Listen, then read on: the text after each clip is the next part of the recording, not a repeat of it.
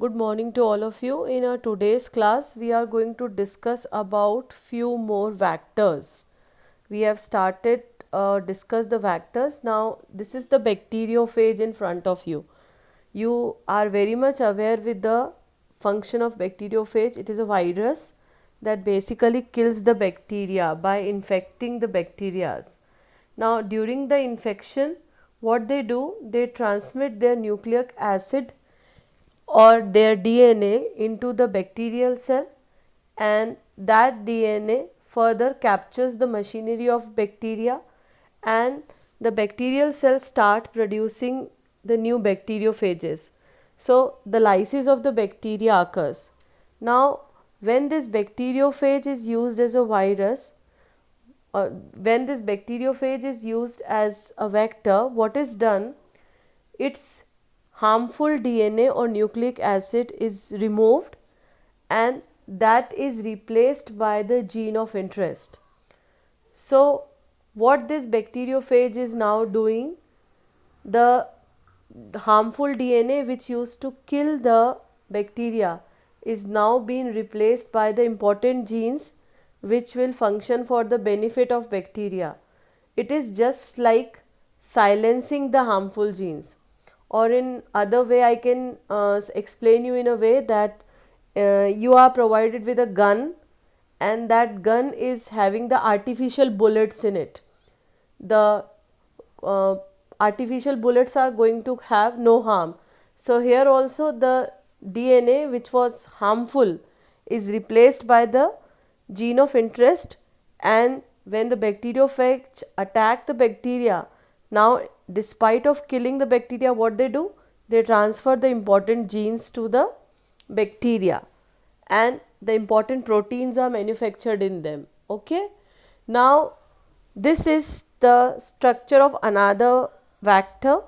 The name of the vector is PBR 322 and this is the first synthetic clone vector. It was constructed in year 1977. The letters in the name of the plasmid represents P for plasmid, B for Bolivar and R for Rodrigues.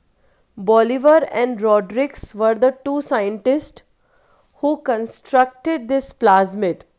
So the naming is done according to the standard nomenclature rules which we have already discussed.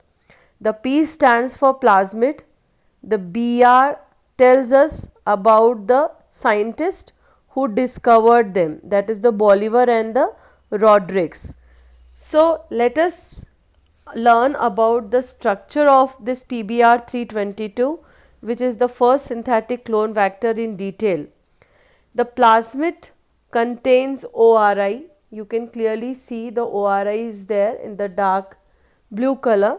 This ORI is origin of replication, and this ORI is a point where the gene of interest is ligated and the multiple copies of gene of interest is produced.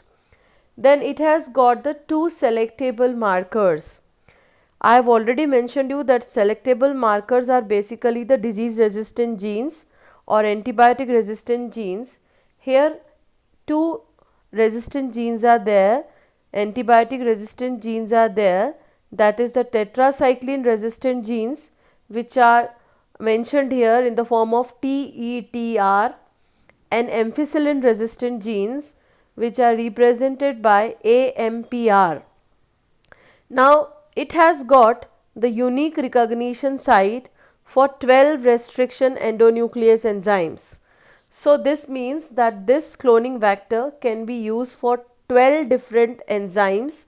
The name of all the enzymes are listed here: PST1, PVU1, then BAMH1, CEL1, then ECOR1, CLA1, HIND3. So there are 12 enzymes for which the same vector can be used. Now let us learn about the main or the important features that a cloning vector should have.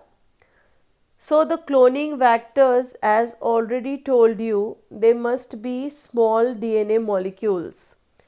Then the first feature that they should have is the ORI, or origin of replication. This is the sequence of base pair where the replication begins, and the foreign piece of DNA or gene of interest is ligated at ORI only so that it can replicate. The ORI also control the number of copies which are to be obtained for the foreign DNA.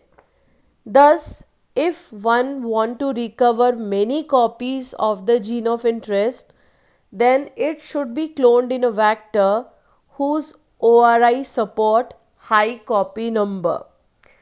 Now the next important feature that a cloning vector should have is the selectable marker. The selectable marker helps in identifying and eliminating non-transformants by selecting and permitting the growth of transformants. The process through which piece of DNA is introduced into host bacterium is called transformation. The gene coding for resistance against ampicillin and tetracycline, that is AMPR and TETR, are considered as selectable marker for E. coli when it is used as host. The normal E. coli do not have these genes. Now the third important property or the feature that a cloning vector should have is the cloning site.